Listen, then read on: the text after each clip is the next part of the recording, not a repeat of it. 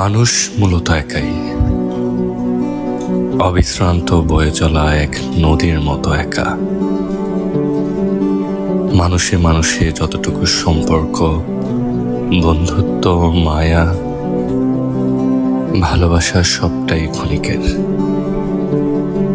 যতই আমরা অন্যদের সঙ্গে সময় কাটাই, সম্পর্কের সেতু করে একে অপরের পাশে পাই, সেগুলো একটা সময় মলিন হয়ে যায়।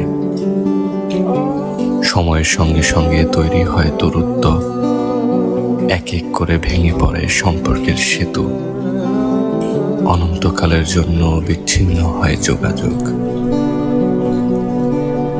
বেলা শেষে মানুষ মূলত একাই।